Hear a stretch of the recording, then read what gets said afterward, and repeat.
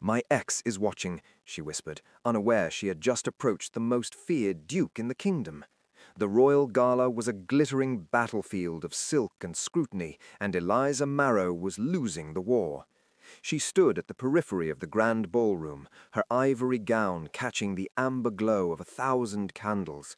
The delicate jeweled hairpin holding back her dark waves felt like a crown of thorns. Beautiful, yes, but inside she was fracturing.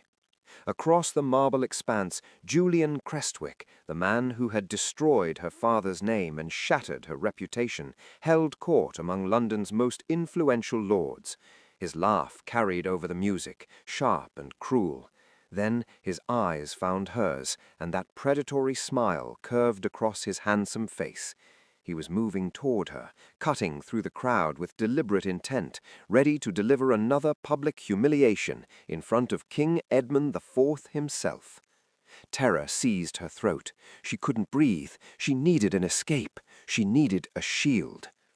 Turning sharply, her desperate gaze landed on a solitary figure standing in the shadows near the towering columns. He was impossibly tall, utterly still, dressed in a deep burgundy military coat adorned with intricate gold embroidery that spoke of rank and authority.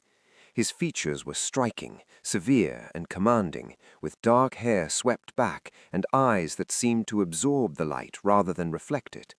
A faint scar traced along his jaw, a mark of violence, survived.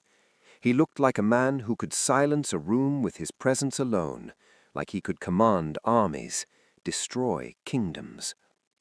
Desperation gave her courage she didn't possess. Eliza crossed the ballroom floor, her heart thundering so violently she was certain everyone could hear it. Her gloved hands trembled at her sides. She stopped before him, and when he turned those cold, calculating eyes upon her, dark and fathomless as a winter night, she forced out the words that would alter the course of her entire life. "My ex is watching," she whispered, her voice barely steady. "Will you dance with me?" The silence between them stretched like a blade being drawn. She braced for rejection, for mockery, for the inevitable moment when even this stranger would turn away from the disgraced merchant's daughter. Instead, something dangerous flickered in those midnight eyes. His lips curved into the faintest, most unsettling smile she had ever witnessed. He extended his hand with deliberate precision. "It would be unwise," he said, his voice low and edged with steel, "to refuse a lady in distress." The moment his gloved hand closed around hers, ice shot through her veins. The entire ballroom fell into stunned silence. Heads whipped around, gasps erupted, whispers ignited like wildfire spreading through dry grass. Because Eliza Marrow, the ruined daughter of a traitor, had just asked the Iron Duke of the North to dance. Alaric Henslow, the man rumored to have no heart. The man whose very name made grown nobles pale. The man even the king treated with wary respect. And he had said yes. What Eliza didn't know was that Alaric Henslow never did anything without ruthless calculation. And tonight she had just become a piece on his chessboard, though whether she was a pawn or a queen remained to be seen. If you're ready for more stories where the broken rise, where revenge is served cold, and where the forgotten reclaim their power, make sure to hit that subscribe button now. You don't want to miss what happens next. Drop a comment below. Let me know where you're watching from and what you think of Eliza's desperate gamble. Your thoughts matter here, and I'd love to hear them. Don't forget to like, share, and hit that notification bell so you never miss a moment of the secrets, the scandals, and the dangerous romances waiting to unfold. Welcome to the family here at Victorian Romance Tales. The waltz began, and Eliza found herself swept into a dance that felt nothing like the graceful lessons of her youth. Alaric Henslow moved with military precision, each step measured, each turn executed with the exactness of a battle maneuver. His hand at her waist was firm, commanding, yet somehow not possessive. His grip on her gloved fingers was strong enough to lead, but gentle enough to remind her she could still choose to pull away. She could feel every eye in the ballroom boring into her back, the weight of their collective judgment pressed down on her shoulders like stones. Julian Crestwick stood frozen near the refreshment table, his champagne glass halfway to his lips. His face had gone pale, twisted with disbelief, and something else, something that looked almost like fear. The Duke did not speak at first. He simply led, guiding her through the sea of dancers who parted for them as subjects part for royalty. Eliza risked a glance upward and found his eyes already on her, studying her with an intensity that stole her breath. They were dark, almost black in the candlelight, and they held secrets deep enough to drown in. "You are trembling," he observed, his voice barely above a murmur. "I didn't expect you to accept," Eliza admitted, her voice steadier than her racing heart. "And yet you asked." "I was desperate." "Desperation," he said, and she caught a ghost of amusement touching his severe features, "makes people reveal their true nature." The music swelled, and he spun her in a turn so precise it drew audible gasps from the onlookers. When she came back to him, she was closer than before, close enough to see the silver threading through the gold embroidery at his collar, close enough to catch the scent of bergamot and something darker, smoke and leather and iron. "Who are you?" Eliza whispered, though even as she asked, the terrible truth was beginning to dawn. The deference of the crowd, the military bearing, the way even the king's personal guards had straightened to attention when he moved. "You do not know." There was something almost predatory in his tone now, as if he were a wolf toying with prey. "I know what they say about the Iron Duke," Eliza replied, lifting her chin with what little pride she had left, "that he is ruthless, that he destroyed 3 noble houses for conspiring against the crown, that his heart is as frozen as the northern estates he commands." "And you believe what they say?" Eliza met his gaze directly, refusing to cower. "I believe that rumors are weapons, sharpened by those who wield them and suffered by those who cannot defend themselves." For the first time that evening, Alaric Henslow truly smiled. It was not a kind smile, but it was genuine. "You are far sharper than your circumstances suggest, Miss Morrow." The use of her name sent a jolt through her. "You know who I am." "Everyone knows who you are," he said, his voice dropping lower. "The daughter of the disgraced merchant, the woman Julian Crestwick paraded through society before discarding you like refuse when your father's fortune evaporated." His grip tightened fractionally, almost protectively. "He is watching us now. Shall we give him something to truly fear?" Before Eliza could respond, the Duke pulled her into a dip so deep her dark hair nearly swept the marble floor. The ballroom erupted in scandalized murmurs. When he brought her upright again, his face was mere inches from hers, and she could see the cold calculation behind every single movement. This was not kindness, this was strategy. She was a tool in some larger game she didn't yet understand. The music ended. Alaric released her with the same careful control he had shown throughout the dance, bowing with military formality. Eliza curtsied, her mind spinning, trying to comprehend what had just transpired. Around them, the ton had fallen into a hushed, electric silence. Then the Duke did something that would be dissected in every drawing-room in London for months to come. He lifted her hand to his lips and pressed a deliberate kiss to her gloved knuckles, his dark eyes never leaving hers. "Thank you for the dance, Miss Marrow," he said, loud enough for those nearby to hear clearly. "I trust we will be seeing much more of each other." Then he turned on his heel and walked away, leaving Eliza standing alone in the center of the ballroom, the object of every stare, every whisper, every speculation. Julian Crestwick looked like he had swallowed broken glass. Eliza's maid, Margaret, was waiting by the carriage when she finally escaped the gala, her weathered face tight with worry. The ride home through the dark London streets was silent, except for the clatter of wheels on cobblestone. Eliza stared out the window, replaying every moment of that dance, trying to decipher what it meant and what price she would ultimately pay for her desperate gamble. She did not sleep that night. She sat by her window, overlooking the gas-lit streets, her father's disgraced home quiet and cold around her, and waited for the inevitable storm that would follow. What she didn't know was that the storm had a name, and he was already planning his next move. The morning after the gala, London society exploded with gossip like gunpowder meeting flame. In every drawing room, over every breakfast table, the same scandalous question burned on 1,000 lips. Why had the Iron Duke danced with the disgraced Eliza Marrow? Lady Throckmorton nearly fainted into her tea when her daughter recounted the tale. Lord Ashford cancelled his morning appointments to visit 3 different clubs, desperate to confirm the rumour. By noon, the story had grown wings. Some claimed the Duke had kissed Eliza's hand, others swore he had whispered promises in her ear, and the most dramatic insisted he had declared his intentions to marry her right there on the ballroom floor. Julian Crestwick heard the whispers in White's Gentleman's Club and crushed his morning paper between white-knuckled fists. His carefully constructed world, built on Eliza's humiliation and her father's ruin, was cracking. The Duke's single dance had done what months of Julian's mockery could not. It had made people question the narrative. If the Iron Duke of the North found Eliza worthy of his attention, perhaps the Marrow family's disgrace deserved a second look.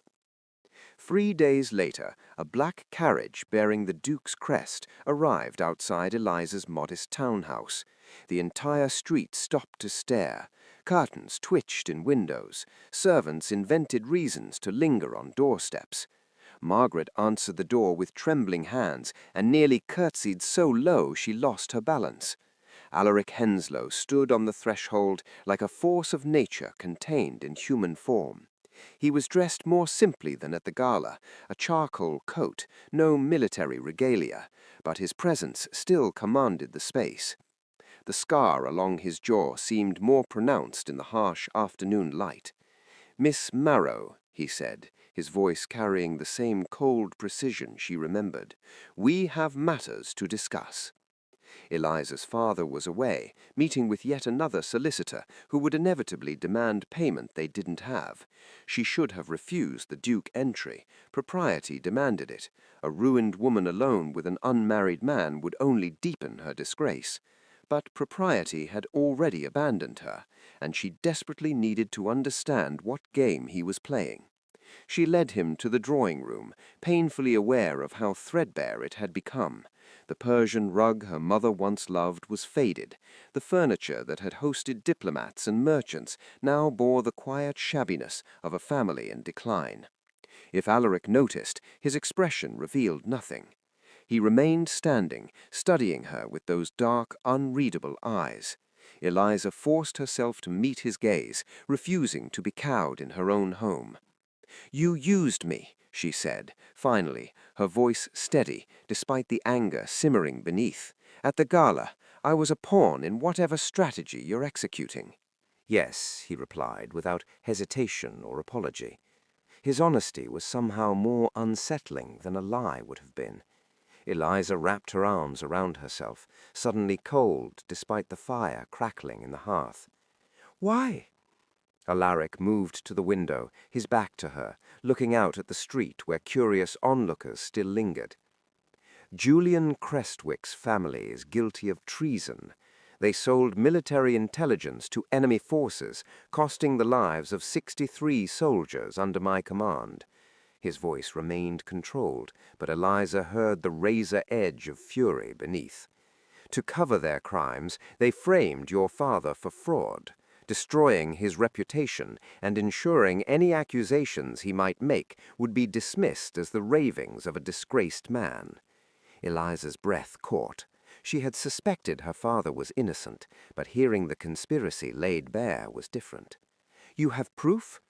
"Fragments. Enough to know the truth, but not enough to convict them in the eyes of the king." He turned back to face her, and for the first time she saw something human flicker behind his cold facade. Grief, perhaps, or the echo of old rage. I need to draw Julian out, make him desperate enough to reveal his hand. And I am the bait? You are the catalyst. He crossed the room in 3 long strides, stopping close enough that she had to tilt her head back to maintain eye contact. I am proposing a bargain, Miss Marrow. 6 months. You act as my betrothed, appear at my side, establish social legitimacy for a man London fears but does not trust. In exchange, I will use every resource at my disposal to clear your father's name and bring Julian Crestwick to justice. Eliza's heart hammered against her ribs. This was madness, a devil's bargain wrapped in silk and steel. And after 6 months? We part ways, your reputation restored, your father vindicated, and you free to live whatever life you choose. She should refuse. Every rational instinct screamed at her to send him away. But rationality had not saved her father. Propriety had not protected her from Julian's cruelty. Perhaps it was time to fight fire with fire. "When do we begin?" Eliza asked. Alaric's smile was sharp as a blade. "We already have." Alaric produced a folded document from inside his coat, the paper heavy and official-looking. He laid it on the small writing desk near the window, his movement deliberate and precise. Eliza approached cautiously, as though the document itself might bite. "A contract," he said simply. "I find that matters of consequence should always be documented in writing. It prevents misunderstandings." Eliza scanned the elegant script, her eyes widening as she absorbed the terms. It was thorough to the point of being unsettling. The agreement outlined their 6-month engagement, her expected public appearances at his side, the resources he would dedicate to investigating the Crestwick conspiracy, and the dissolution clause that would end their arrangement cleanly when the time came. There were provisions for her father's legal defense, funds allocated for restoring the Marrow family's business reputation, even a modest stipend to ensure she wouldn't be financially dependent during their charade. "This is incredibly detailed," she murmured, turning the page. "You've thought of everything." "I leave nothing to chance, Miss Marrow. It is why I am still alive." She looked up sharply at that, catching something dark and haunted in his expression, before he shuttered it away. This man had survived things that would have destroyed lesser men. The scar on his jaw was merely the visible reminder. "There's a clause here about propriety," Eliza said, her finger tracing the text. "Separate residences, no physical intimacy beyond what is required for public appearances." Heat crept up her neck as she read aloud. "This is to be a business arrangement only." "I am not Julian Crestwick," Alaric said, his voice hard as iron. "I do not take what is not freely given. You will be safe under my protection, Miss Marrow. That is my word, and I do not give it lightly." Something in Eliza's chest loosened at that promise. She had lived the past year feeling hunted, vulnerable, exposed to Julian's malice and society's cruelty. The idea of genuine protection, even from a man as dangerous as the Duke, felt like water in a desert. "My father," she said quietly, "he won't understand. He'll think I'm selling myself to save him." "Then tell him the truth, or tell him nothing. That choice is yours." Alaric moved to stand beside her, both of them looking down at the contract. "But know this, your father's exoneration depends on our ability to make Julian desperate. He must believe we are truly engaged, that you have found powerful protection beyond his reach. Only then will he make the mistakes that will expose him."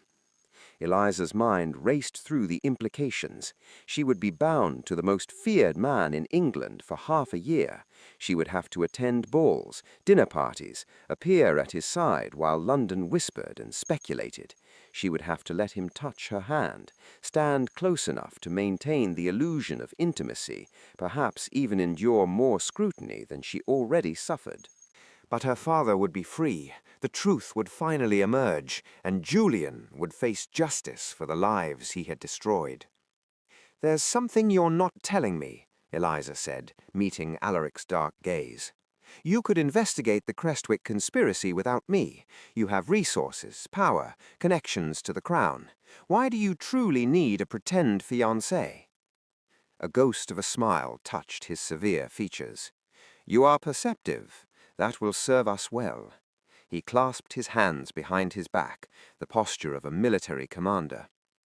"London fears me, Miss Marrow, but they do not trust me. I am useful to the king when wars need winning, but I am too dangerous for polite society, too scarred, too cold, too willing to make the brutal choices others flinch from. So you need me to make you appear human. I need you to make me appear harmless enough to invite into their drawing rooms, their dinner parties, their private conversations where secrets slip out with the third glass of wine." His eyes held hers with unsettling intensity. "Julian Crestwick moves in those circles.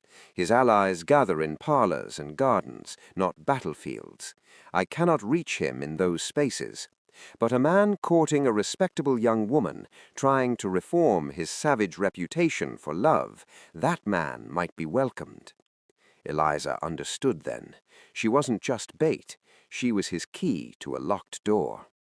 "6 months," she said, her hand hovering over the pen he offered. "6 months. Then you are free, your father is vindicated, and we both get what we want." Eliza thought of her father's haunted eyes, the way he had aged a decade in a single year. She thought of Julian's cruel smile, his hands on her arms at the gala, the way he had whispered that she would never escape him. She thought of the soldiers who had died because of Crestwick treason, their families never knowing the truth. She picked up the pen and signed her name in firm, clear script. Alaric signed below hers, his handwriting as precise as everything else about him. When he looked up, something had shifted in his expression, a satisfaction that looked almost predatory. "Then we have an accord, Miss Marrow. Or should I say, my dear betrothed?" He lifted her hand to his lips, the gesture courtly, but somehow laden with dark promise. "Tomorrow we'll send my carriage. We leave for my estate in the north at week's end. There is much to prepare, and London's eyes will be watching our every move." The journey north took 3 days, each mile carrying Eliza further from the suffocating judgment of London and deeper into wild, wind-swept country. The landscape transformed from manicured estates to rugged moorland, where ancient stone walls cut across hills like scars, and the sky stretched vast and grey overhead. Margaret sat across from her in the Duke's well-appointed carriage, silent and worried, clutching a handkerchief she'd twisted into knots. When Henslow Hall finally emerged from the mist, Eliza's breath caught in her throat. It was not a house, it was a fortress.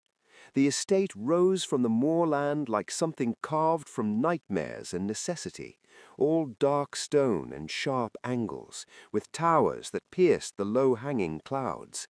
Narrow windows stared out like watchful eyes. The architecture was severe, Gothic, designed more for defense than beauty. Ivy climbed the northern walls in twisted ropes, and bare trees clawed at the sky around the perimeter. It looked like the kind of place where secrets went to die. The carriage rolled through iron gates that groaned open at their approach, past gardens that had been sculpted with geometric precision rather than aesthetic charm. Everything was ordered, controlled, deliberate. Even the gravel beneath the wheels seemed to crunch in measured rhythm.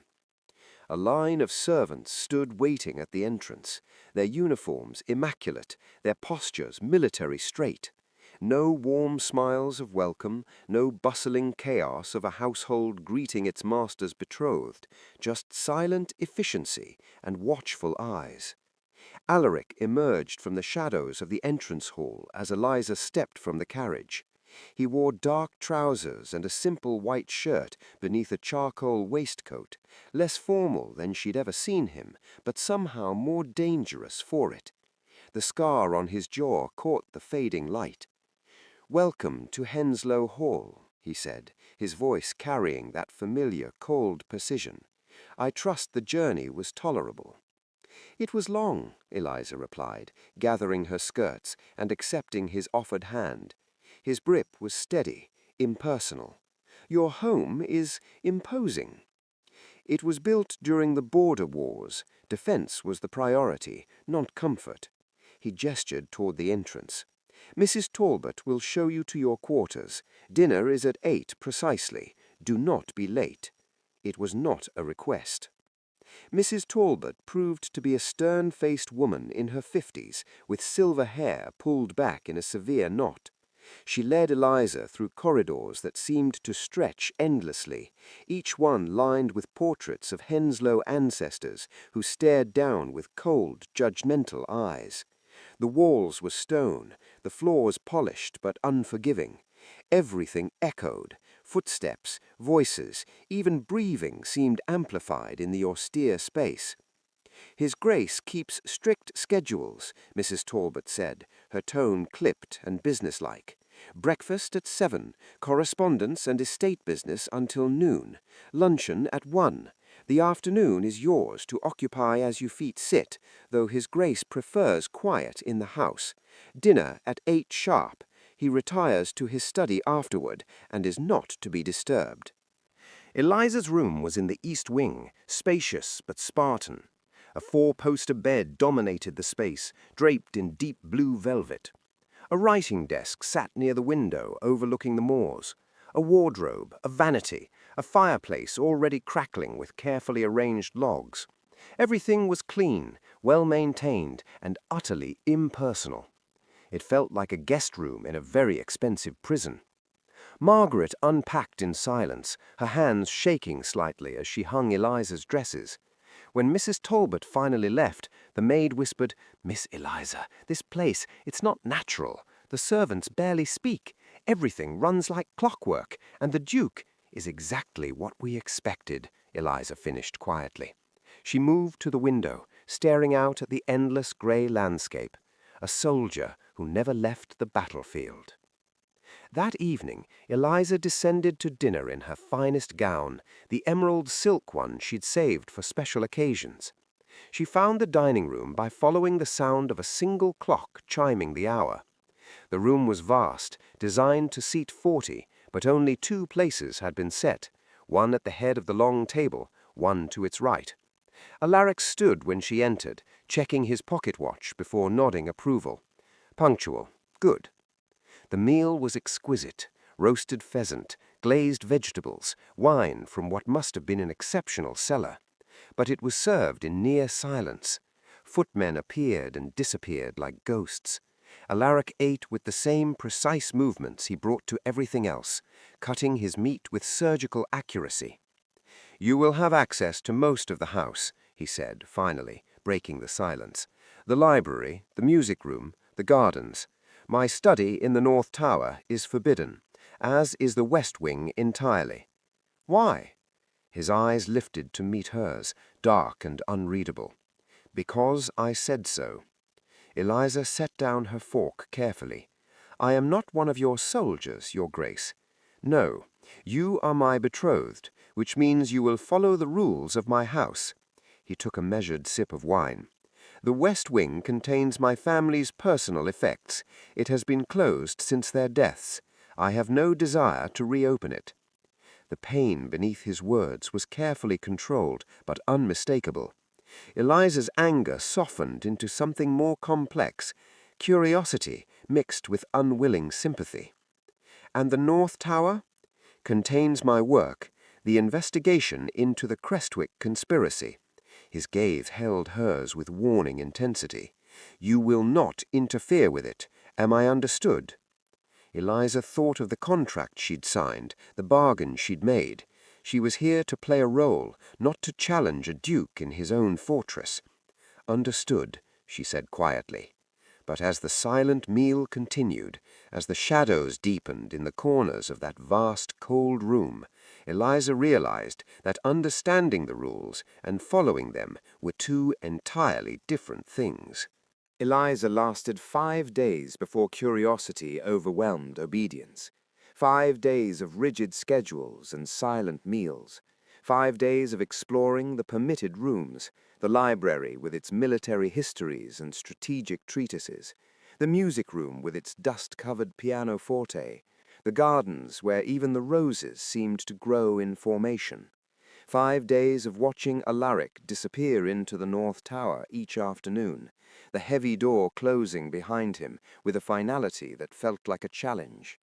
She told herself she needed to understand the investigation, that she had a right to know what evidence existed against Julian, that the contract made her a partner in this venture, not merely a decorative accessory. But the truth was simpler and more dangerous.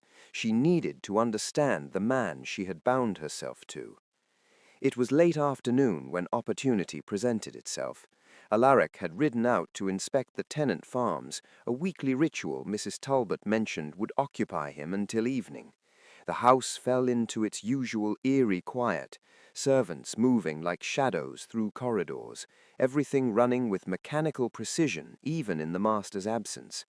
Eliza climbed the spiral staircase to the North Tower, her heart hammering against her ribs.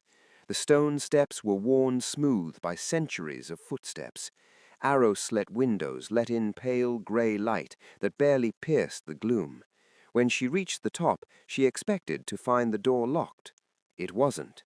The heavy oak door swung open with a creak that seemed to echo through the entire tower. Eliza hesitated on the threshold, knowing that crossing it would be a betrayal of the trust Alaric had explicitly demanded. But her hand was already on the doorframe, and her feet were already moving forward. The room took her breath away. It was chaos and order existing simultaneously. 3 walls were covered floor to ceiling with maps, documents, sketches, all connected with lengths of red string that created a web of conspiracy.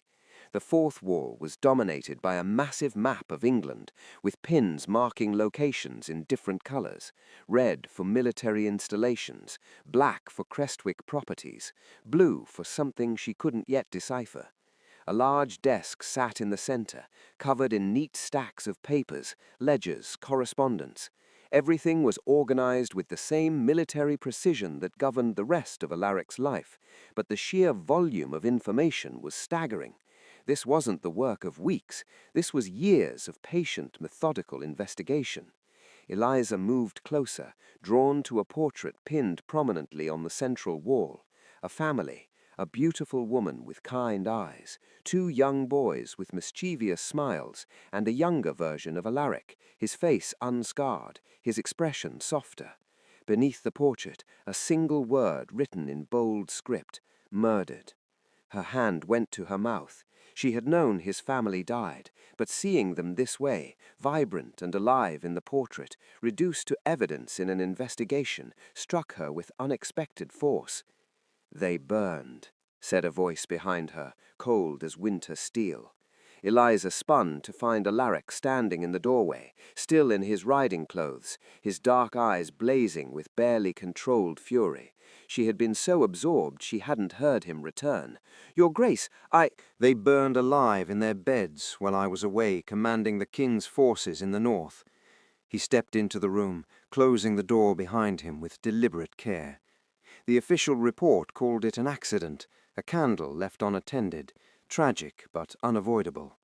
Eliza's throat tightened. But it wasn't an accident. No. He moved to the wall, touching the portrait with surprising gentleness. "My wife, Catherine, my sons, Thomas and William.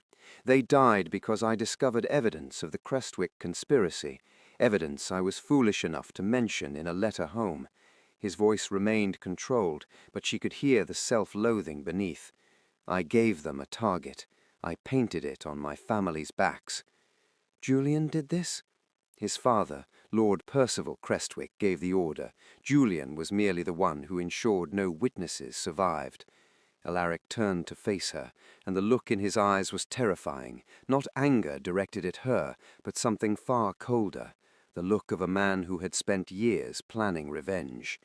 The fire started in 3 places simultaneously. The servants were locked in their quarters. The doors to the family wing were barred from the outside. It was efficient, thorough, and left just enough room for plausible deniability. Eliza looked around the room with new understanding. This wasn't just an investigation. This was a monument to the dead, a promise carved from documents and evidence. "Why didn't you go to the king?" "I tried, but the Crestwicks are clever. Every piece of evidence I gathered was circumstantial. Every witness mysteriously died or disappeared. Every trail went cold just before it could lead to conviction." He gestured to the web of connections on the wall. "So I have spent the past 3 years building an unassailable case, piece by piece, thread by thread, until I have enough to drag them before King Edmund and watch them hang.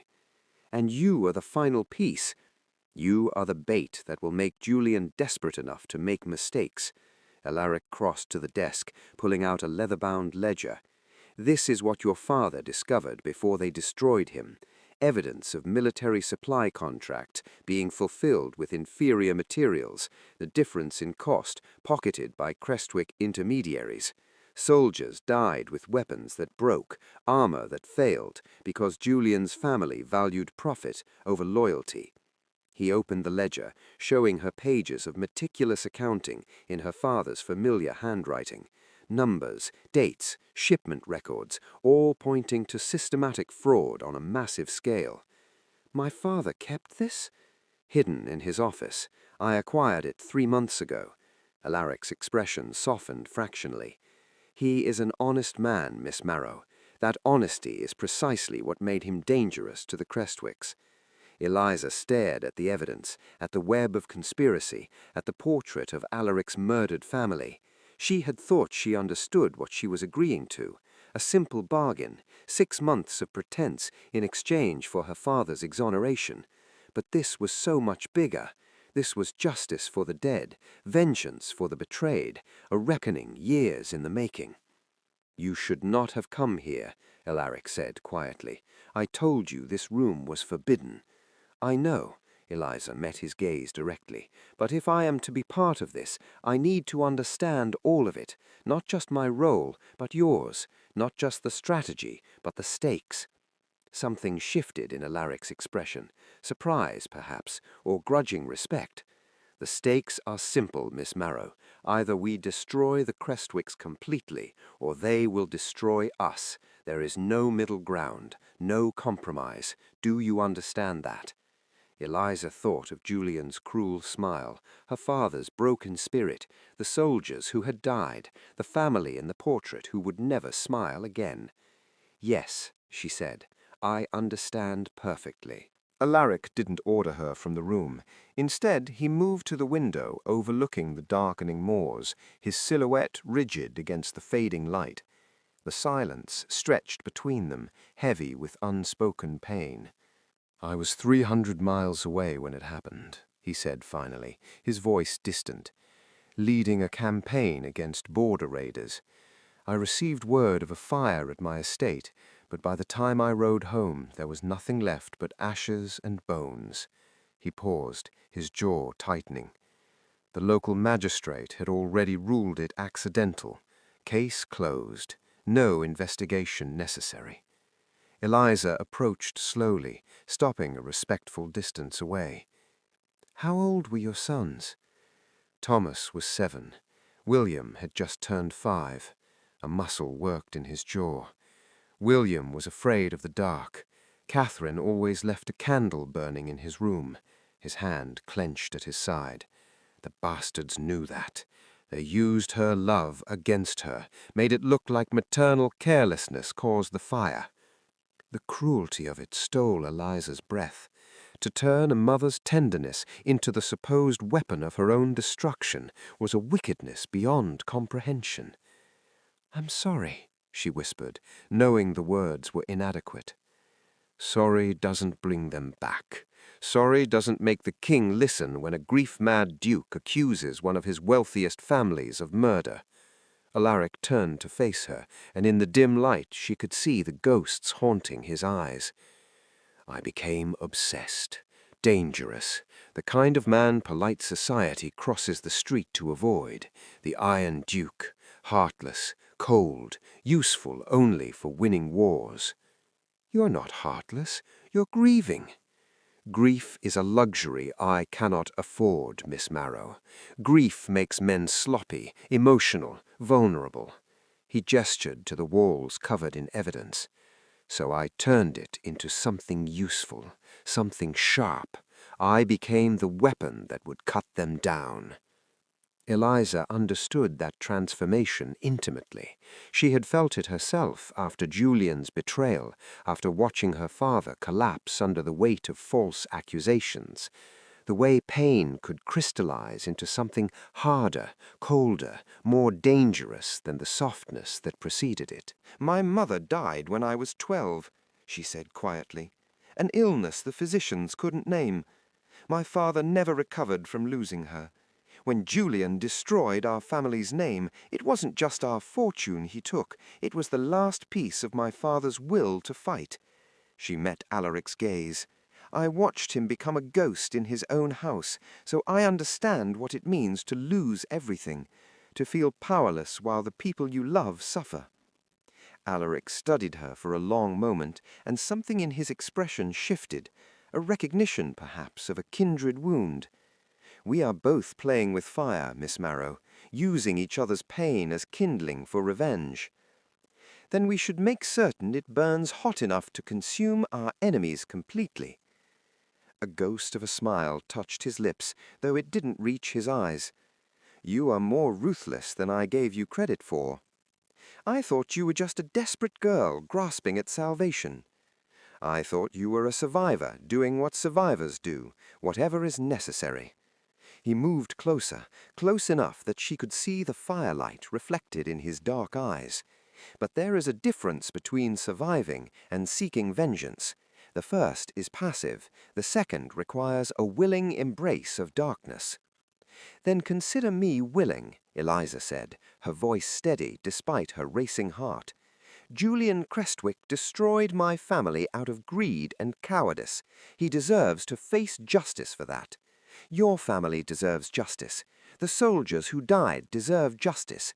She gestured to the evidence surrounding them. "If that requires me to smile at society's gatherings while plotting his downfall, so be it. If that requires me to stand beside the most feared man in England and pretend affection, I will do it gladly." Alaric's expression remained unreadable, but she caught something vulnerable flickering beneath the ice. Gratitude, perhaps, or the faint ember of hope that he wasn't entirely alone in this anymore. "Then we understand each other, Miss Marrow." He extended his hand, not as a duke to a subordinate, but as one wounded soldier to another. Partners in this, equals in pursuit of justice. Eliza took his hand, feeling the strength and the scars beneath his glove. Partners, she agreed. And in that moment, surrounded by evidence of betrayal and maps of conspiracy, two broken people forged an alliance built not just on contract and strategy, but on shared grief and mutual understanding of what it meant to lose everything that mattered. 2 weeks later, they returned to London for the season's most anticipated event, Lady Harrington's garden party at her Kensington estate. It was the perfect stage for their performance, a gathering where half of society would witness the Duke's betrothed making her first public appearance since the scandal at the Royal Gala. Eliza wore a gown of pale lavender silk that Margaret had spent hours pressing, with delicate lace at the sleeves and a cameo at her throat that had belonged to her mother. Alaric stood beside her in his military finery, the burgundy coat with gold embroidery catching the afternoon sun. Together they looked like something from a painting, Beauty and the Beast, softness and severity, perfectly matched in their contradictions. The garden buzzed with whispered speculation as they arrived. Guests pretended to admire the roses while stealing glances at the couple. Eliza could feel the weight of their judgment, their curiosity, their barely concealed delight at having fresh gossip to dissect over tea. She maintained her composure, her hand resting lightly on Alaric's arm as he guided her through the manicured pathways. He had coached her during the journey south, how to stand, how to smile, how to deflect intrusive questions with graceful vagueness. She was learning to wear her role like armor. Then she saw Julian. He stood near the fountain with a cluster of young lords, his golden hair perfectly styled, his smile charming and false. When his eyes found hers, that familiar predatory gleam sparked to life. He excused himself from his companions and began walking toward them with deliberate intent. Eliza felt Alaric's arm tense beneath her fingers. "Steady," he murmured. "Let him come to us. Let him make the first mistake." Julian approached with the confidence of a man who had never faced real consequences. He bowed with exaggerated courtesy, his smile razor-sharp. "Miss Marrow, what a surprise to see you here. I thought you'd retired from society permanently after your family's unfortunate disgrace." The nearby conversations fell silent. Guests turned to watch, sensing blood in the water. Eliza felt the old fear trying to claw its way up her throat, the instinct to shrink, to apologize, to flee. But she thought of the evidence in Alaric's tower, of the soldiers who had died, of her father's broken spirit. She thought of Catherine Henslow and her sons, murdered in their beds. She was done being a victim. "Mr. Crestwick," she said, her voice clear and steady, "how kind of you to acknowledge me, though I'm surprised you have the audacity to speak of disgrace, given your recent family's complications." Julian's smile faltered. "I'm sure I don't know what you mean." Don't you? I've heard whispers about irregularities in military contracts, supply discrepancies, the sort of thing that might interest the king's auditors. She tilted her head, feigning innocent curiosity. But I'm certain a family as upstanding as yours has nothing to hide. The color drained from Julian's face. Around them, guests leaned in, their eyes bright with interest. This was better than they'd hoped for, an actual confrontation, not just polite venom disguised as pleasantries. "You should be careful, Miss Marrow," Julian said, his voice dropping to a threatening whisper. "Making accusations you cannot prove is dangerous. Your father learned that lesson already." Alaric moved then, a subtle shift that placed him fractionally closer to Eliza, his presence a silent wall of protection. When he spoke, his voice carried the cold authority of a man accustomed to command. "Are you threatening my betrothed, Crestwick?" Julian's eyes darted to the Duke, and Eliza saw genuine fear across his features. "Of course not, Your Grace, merely offering friendly advice." "Your friendship," Alaric said with lethal quietness, "is neither required nor desired. I suggest you direct your attentions elsewhere before I take offense." It was a dismissal as absolute as a sword stroke. Julian stood frozen, humiliation coloring his cheeks, aware that every eye in the garden was watching him be put in his place by the Iron Duke himself. But Eliza wasn't finished. She stepped forward, closing the distance Julian had tried to maintain, and spoke loud enough for the gathered crowd to hear. "You destroyed my family's name to hide your own crimes, Julian.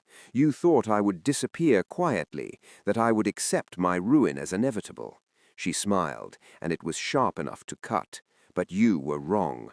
I am still here, and I am done being afraid of you." Julian's composure shattered. "You're making a mistake." "The only mistake," Eliza interrupted, "was ever believing you were worth my time." She turned her back on him, the ultimate dismissal, and took Alaric's arm. They walked away together, leaving Julian standing alone by the fountain, his carefully constructed facade crumbling as whispers erupted around him like wildfire. Alaric's hand covered hers briefly, a gesture of approval only she could feel. "Well done," he murmured. Eliza's heart was racing, adrenaline singing through her veins, but for the first time in a year, it wasn't fear, it was power. The power of refusing to be small, to be silent, to be ashamed. She had just declared war in the most public way possible, and it felt glorious. Back at Henslow Hall, the confrontation at the garden party had shifted something between them. Alaric no longer disappeared into the North Tower without explanation. Eliza no longer felt like merely a playing piece in his grand strategy. They had become, if not quite friends, then allies who had drawn blood together and found satisfaction in it. 3 evenings after their return, Alaric found Eliza in the music room, her fingers attempting to coax melody from the long-neglected pianoforte. She had been practicing one of her mother's favorite pieces, the notes stumbling and imperfect. "We have another engagement next week," he said from the doorway, "a ball at the Winterbourne estate. There will be dancing." Eliza's hands stilled on the keys. "I can dance adequately enough." "Adequately won't suffice. We need to appear comfortable together, natural." He stepped into the room, and she noticed he'd removed his coat, rolled his shirt sleeves to the elbows. It was the most informal she'd ever seen him. People watch how couples move together. They judge intimacy by proximity, by synchronization. "You want to practice? I want to ensure we don't look like strangers forced into partnership." He extended his hand. "Humor me." Eliza rose from the piano bench, smoothing her simple evening dress. There was no music, no watching crowd, no stakes beyond the two of them in a dusty room as twilight painted the windows gold. She placed her hand in his, and he drew her into position, his hand at her waist, her hand on his shoulder. They stood like that for a moment, adjusting to the closeness without the buffer of public performance. "Ready?" he asked. She nodded, and he began to lead. Without music, they moved to the rhythm of their own breathing, their footsteps soft against the wooden floor. Alaric counted quietly under his breath at first, keeping time, but gradually fell silent as they found their natural pace. It was different at the gala. There were no eyes to perform for, no Julian to intimidate, no scandal to manufacture. Just two people learning the geography of each other's movements, where he would turn, where she would follow, how their bodies could communicate without words. "You're tense," Alaric observed. "Your shoulder." "I'm concentrating." "Don't. Just feel the movement." His hand at her waist shifted slightly, guiding rather than directing. "Trust that I won't let you fall." Eliza exhaled and let herself relax into his lead. The change was immediate. The dance became fluid, natural, almost effortless. She found herself closer to him than strictly necessary, close enough to see the faint shadow of stubble along his jaw, close enough to catch the scent of sandalwood and leather. "Better," he murmured, and there was something in his voice she hadn't heard before, something almost gentle. They turned near the window, and the dying sunlight caught his face, softening the severity of his features. For a moment she could see the man he might have been before grief and vengeance carved him into something harder. The man who loved his wife, played with his children, smiled without calculation. "What are you thinking?" he asked. The question was so unexpected that Eliza answered honestly. "That you would have been happy once, before everything was taken from you." His steps faltered, just for a heartbeat, before he recovered. "Happiness is a luxury I have learned to live without." "That's not living, that's existing." "And what would you have me do, Miss Marrow? Forget what was done to my family? Abandon 3 years of careful planning for the fleeting comfort of contentment?" "No," she said quietly, "but perhaps there's room for both. Justice and joy aren't mutually exclusive." They had stopped moving, though neither had released the other. Alaric's dark eyes searched her face, and she saw something vulnerable flicker in their depths, a crack in the armor he wore so carefully. "You're dangerous," he said, his voice rough. "You make me want things I have no right to want." Eliza's breath caught. "What things?" Instead of answering, he lifted his hand from her waist and touched her face with unexpected gentleness, his thumb tracing the curve of her cheekbone. The gesture was intimate, tender, completely at odds with the cold strategist who'd recruited her for a 6-month charade. This wasn't part of the contract, he said. No, Eliza whispered, her heart hammering. It wasn't. For a long moment they stood suspended in the golden light, close enough to close the distance between them, aware that crossing that threshold would change everything. The pretense would become real. The arrangement would become something neither of them had bargained for. Alaric's hand dropped away first. He stepped back, the wall of ice reconstructing itself in his expression. "We should practice the turn at the corner," he said, his voice carefully neutral. "You're still anticipating instead of following." Eliza nodded, swallowing the strange ache in her chest. They returned to position, resumed the dance, but something fundamental had shifted. They both knew it. The question was whether they would acknowledge it or pretend, like everything else in their arrangement, that what they felt was merely another strategic performance. But as they turned through the empty music room, their movements now perfectly synchronized, Eliza suspected that some things couldn't be faked, not even by two people who had made lying their shared language. Eliza found the black ledger 3 days before the Winterbourne ball, hidden in plain sight on Alaric's desk in the North Tower. She had returned to the investigation room with his permission this time, tasked with reviewing correspondence that might reveal Crestwick associations. It was tedious work, reading letters from minor nobles, tracking social connections, building the web of conspiracy one thread at a time. The ledger sat beneath a stack of requisition forms, its black leather cover worn smooth by handling. She might have missed it entirely if a corner hadn't been visible, stamped with the official seal of the War Office. Curiosity compelled her to open it. The pages detailed military supply transactions spanning 3 years, weapons shipments, armor contracts, provisions for troops stationed along the northern borders. But it was the annotations in Alaric's precise handwriting that made her blood run cold.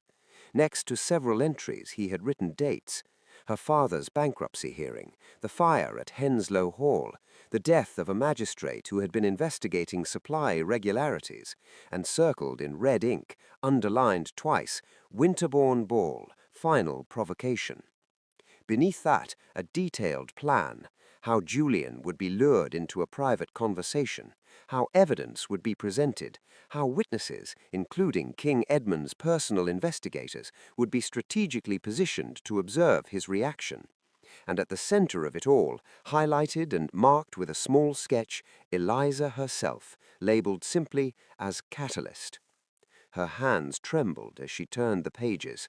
Every public appearance they had made together was documented with clinical precision: the garden party confrontation, their calculated displays of affection, even the private moments she had thought were genuine. All of it catalogued, analyzed, measured for its strategic value in provoking Julian's desperation. She felt sick. The music room, his hand on her face, the vulnerability in his eyes. Had that been strategy, too? Another calculated move designed to make their performance more convincing?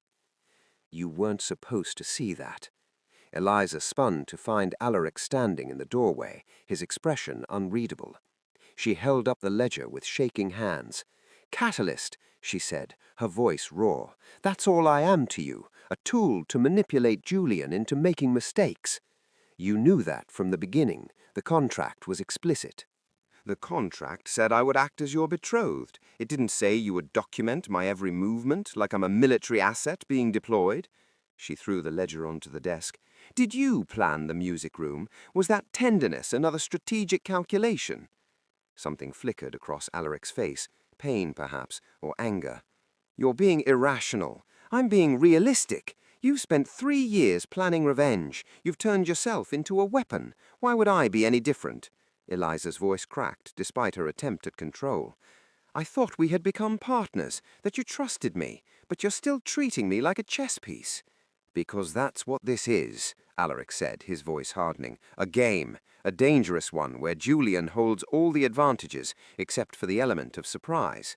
If I don't plan every move, every contingency, people die. My family died because I was careless. I won't make that mistake again. So you'll use me instead. Let me walk into whatever trap you've set at the Winterbourne ball without knowing the full plan. I'm protecting you. By lying to me, Eliza stepped toward him, fury overriding caution, by documenting my value as bait. What happens when Julian stops reacting the way you've predicted? What happens when your perfect strategy fails and I'm left exposed? Alaric's jaw tightened. That won't happen. You can't know that. You're not infallible, Your Grace, no matter how meticulously you plan. She gestured to the walls covered in evidence, the maps, the strings connecting conspirators.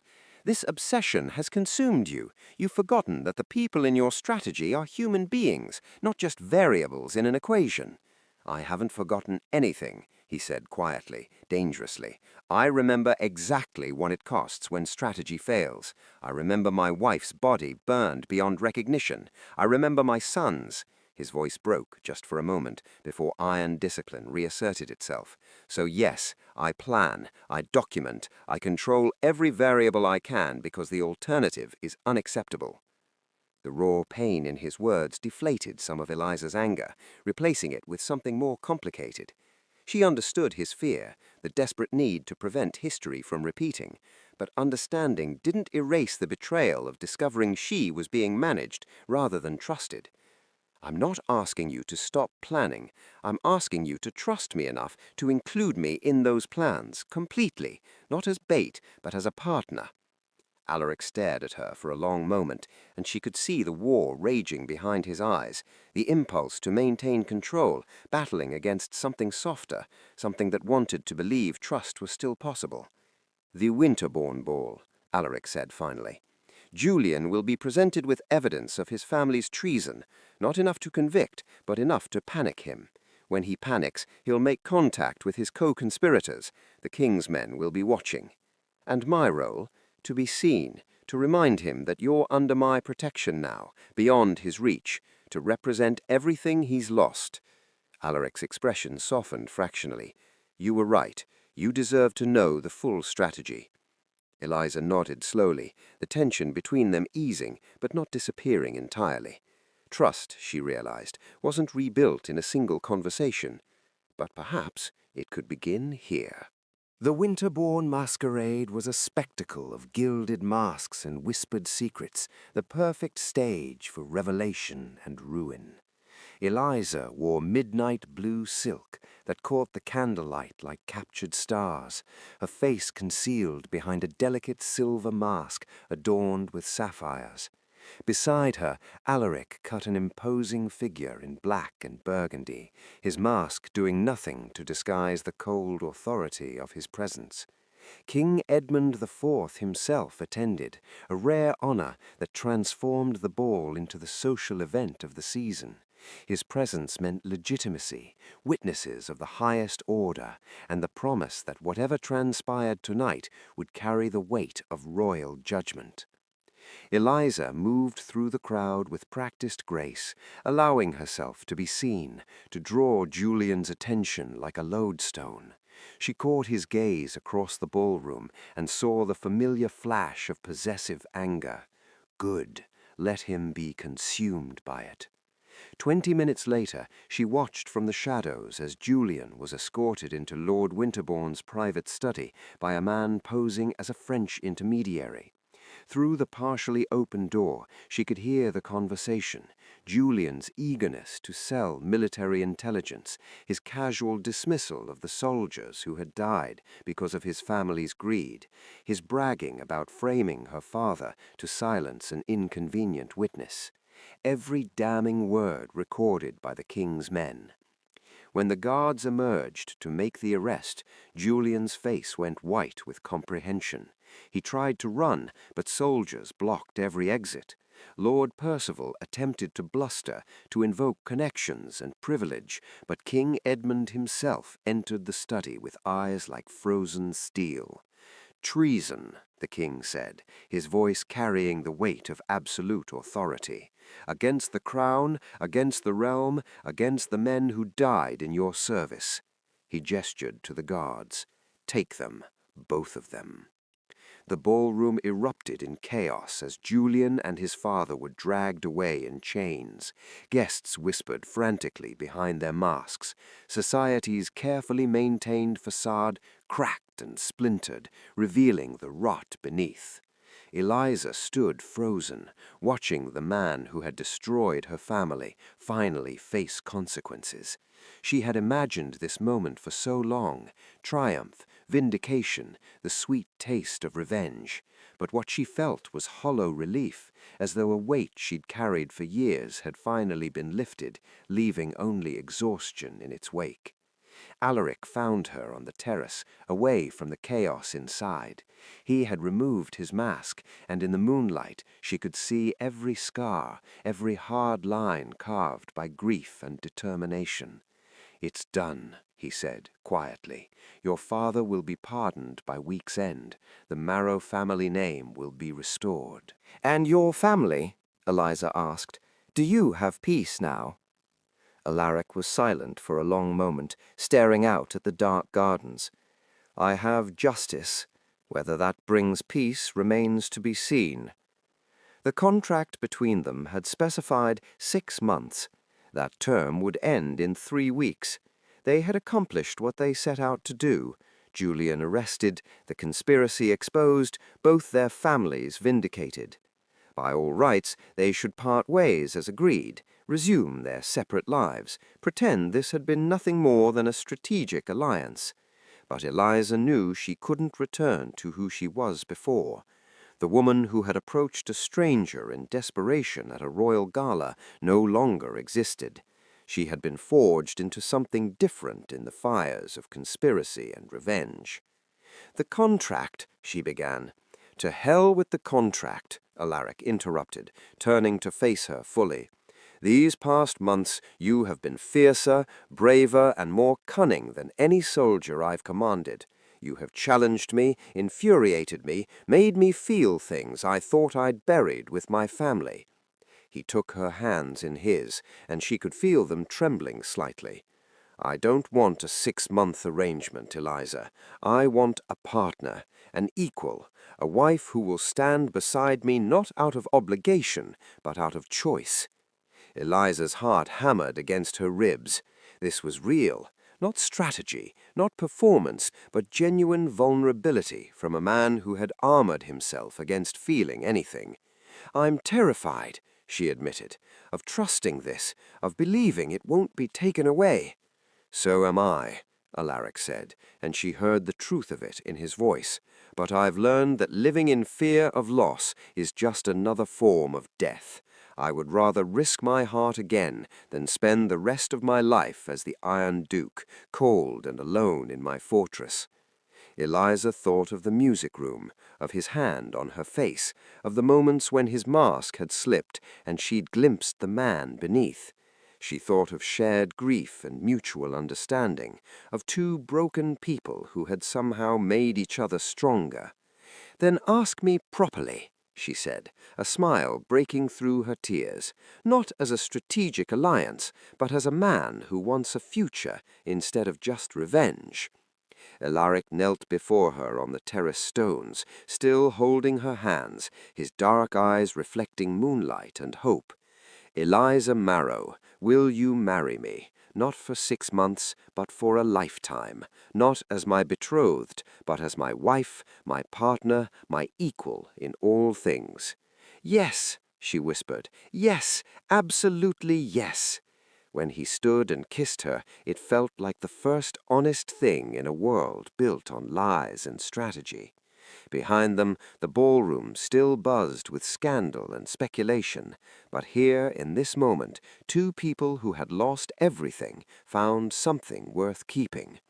Justice had been served, vengeance had been satisfied, but more importantly, they had both learned that the opposite of grief wasn't the absence of feeling, it was the courage to love again, despite the risk. And that, Eliza thought, as Alaric held her close, was the greatest victory of all. Our time together is ending, but the scandal doesn't have to. If your heart is still racing, don't let it die here. The 2 stories on your screen are darker, deeper, and even more irresistible. Subscribe so we don't lose each other. Then click one now. Your next obsession is waiting.